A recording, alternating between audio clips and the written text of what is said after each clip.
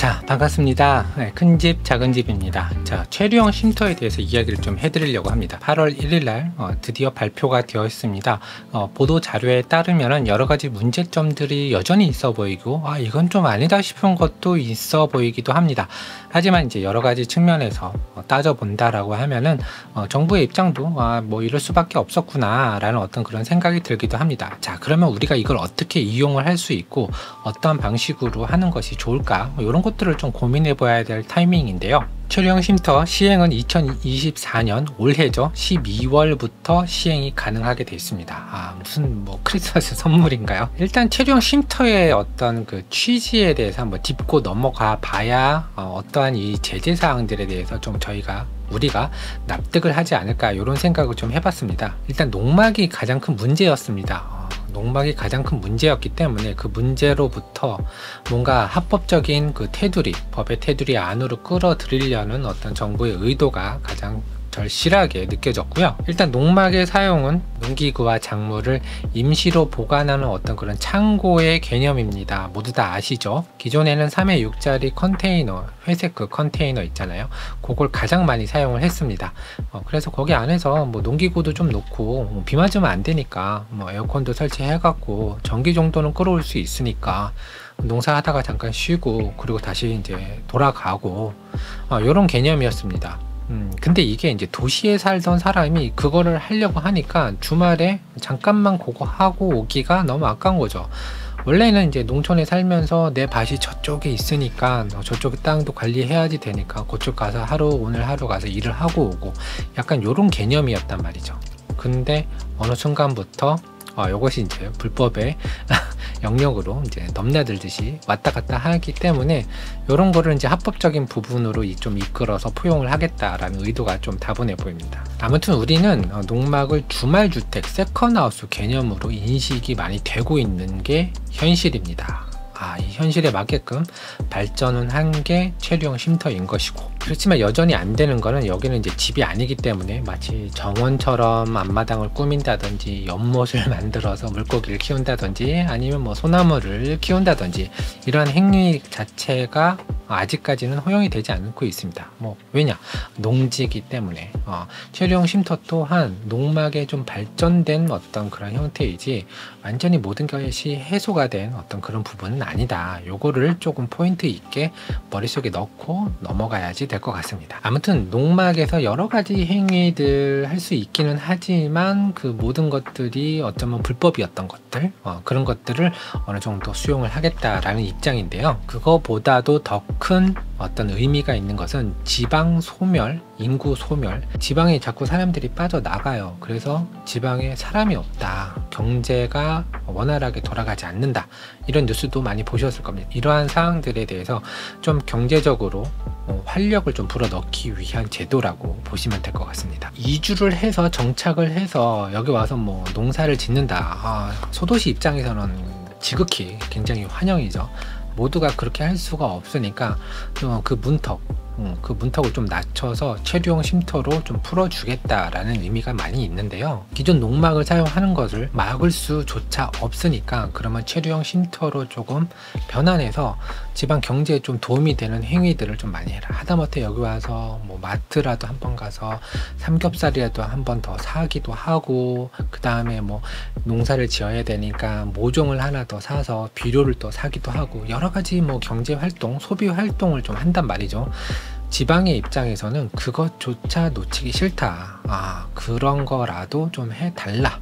와서 좀 우리 도시를 좀 활성화를 좀 위해서 노력을 해달라라는 의미가 많이 있습니다. 더 나아가서는 귀농을 해서 정착을 해서 뭐 좀 생활을 좀 해라, 이주를 완전히 해라 라는 의미가 더 있기는 하겠지만, 도시에 살던 사람 입장에서는 상당히 조금 허들이 높지 않을까, 이런 생각을 해봤습니다. 그냥 마음 딱 먹고 갔는데 집 졌는데 내가 적응 못하고 이웃들 간의 트러블로 인해서 다시 되돌아와야지 되는 그 순간 손해가 너무너무 크잖아요. 그런 것들 때문에 최류형 쉼터를 한번 거쳐서 이주를 생각해 보는 거, 요 단계에서 요걸 한번 해봐라. 이런 의미로 받아들이면 그렇기도 하겠다라는 생각이 듭니다. 그래서 지방이 원하는 거는 체류형 쉼터를 궁극적으로 원하는 것이 아니에요. 이주를 원하는 것이기 때문에, 그래서 한 가지 조항이 붙은 것 같습니다. 12년 동안에만 이거를 3년씩 연장하는 방법으로 허용을 해주겠다라는 뜻인데요. 12년, 10년도 아니고 12년, 3년씩 4번 이렇게 연장을 시킬 수가 있죠.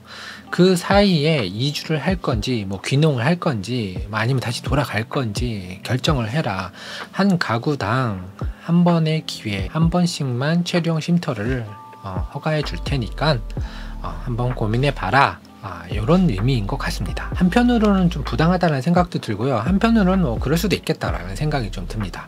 그리고 체류형 쉼터만으로도 굉장히 불편한 사항들이 아마 있을 거예요. 모든 사항들에 대해서 자유롭게 다 하지 못하는 부분들이 분명히 있기 때문에 체류형 쉼터 가셨다가 이 정도만 할만하다 해서 증축을 한다든지 신축을 한다든지 하시는 분들 분명히 나오실 겁니다. 자, 그래서 체류형 쉼터의 설치 기준에 대해서 간략하게 알아보도록 하겠습니다. 자, 면적은 33제곱미터, 대략 10평입니다.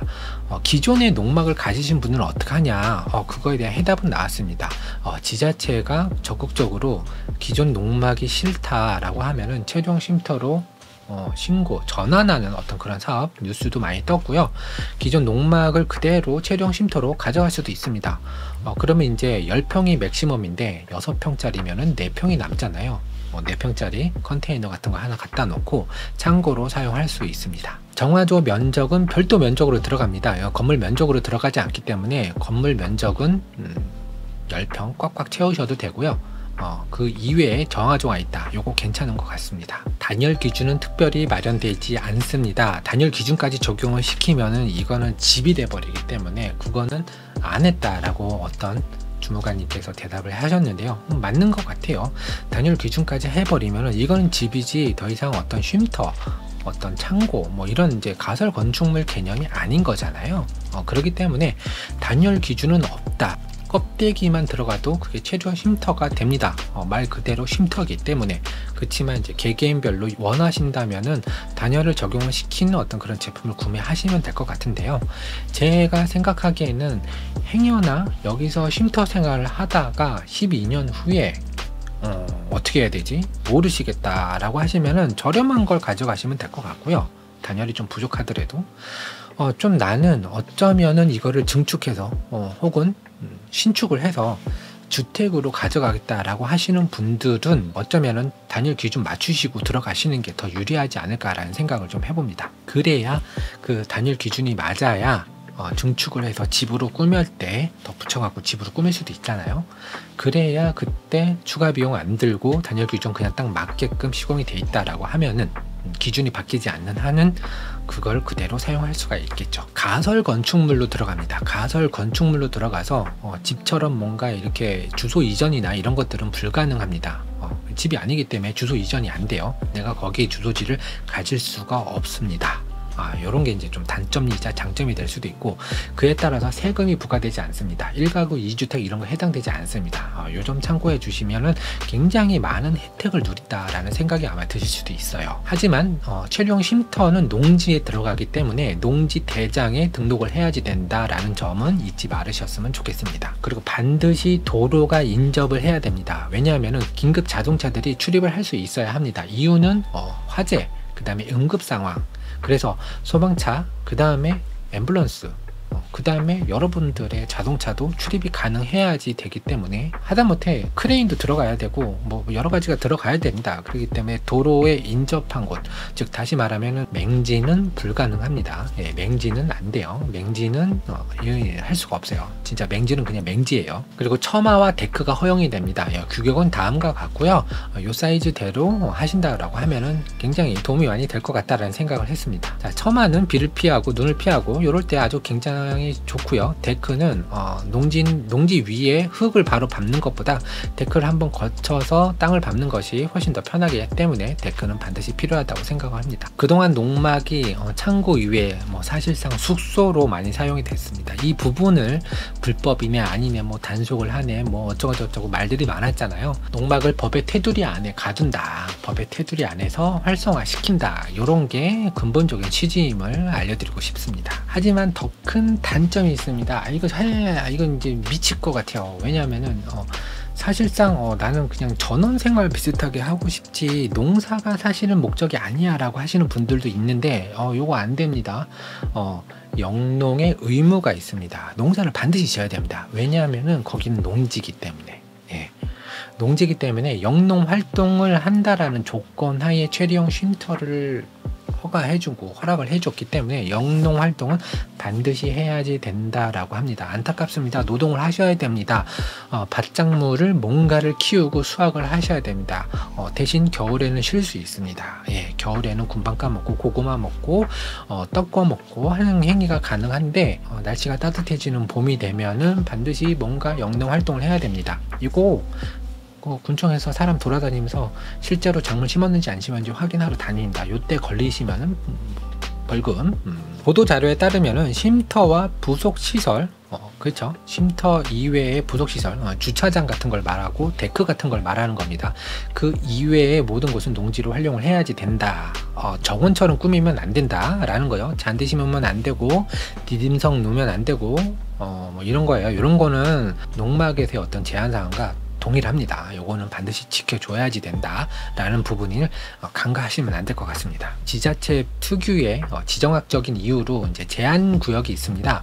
뭐 붕괴 위험 지역이라든지 수질 보존 지역이라든지 이런 곳에는 지자체가 지정한 곳, 뭐 시장 군수가 지정한 어떤 그 땅에는 그런 곳에는 최종 쉼터가 들어갈 수 없음을 미리 알아보셔야 합니다. 요거는 직접 군청이나 뭐 면사무소 뭐 이런 것들을 통해서 정보를 습득을 하시면 될 것 같습니다. 한 가지 좀 특이점이 있는데요.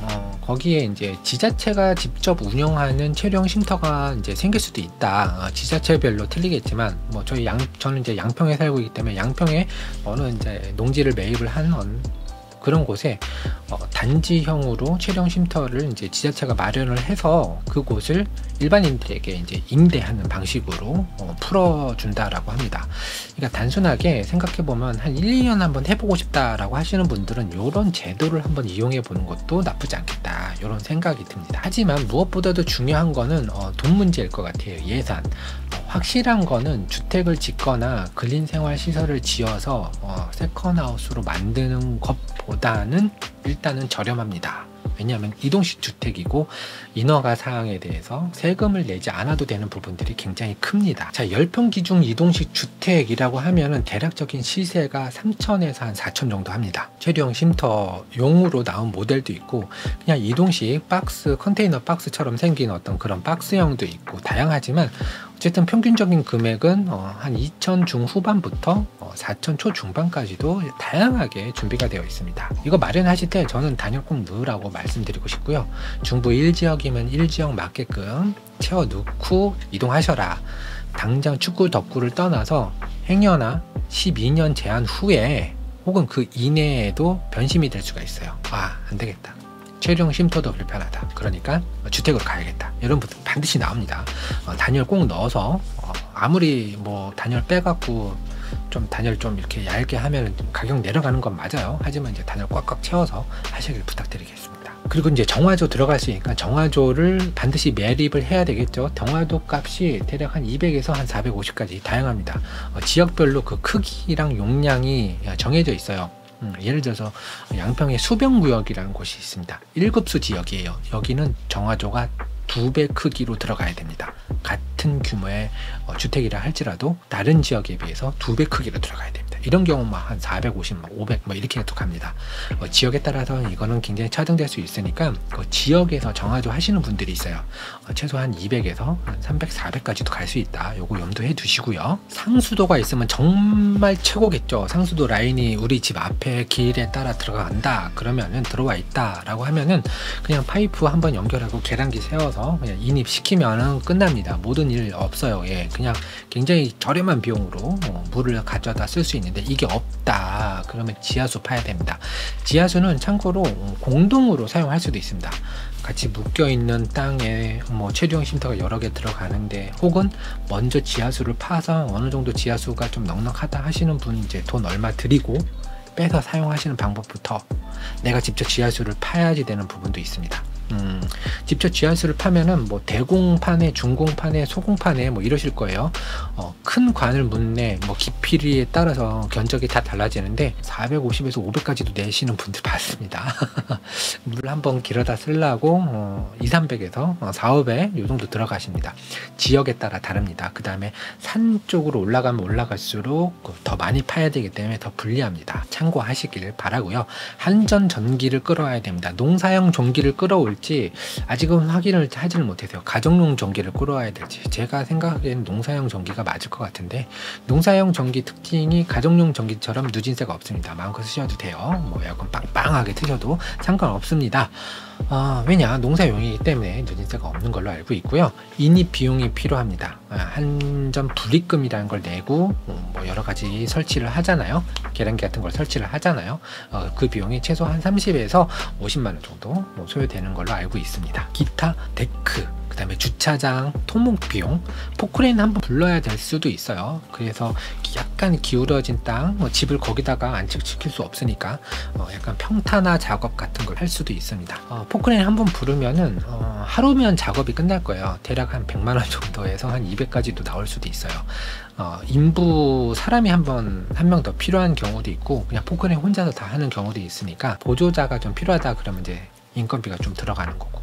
그래서 약간의 평탄화 작업, 왜냐면 도로에서 주차장으로 연결이 되는 부분도 뭔가 이제 턱이 져 있을 수도 있고 차량이 진입하기 좀 힘든 부분이 있잖아요.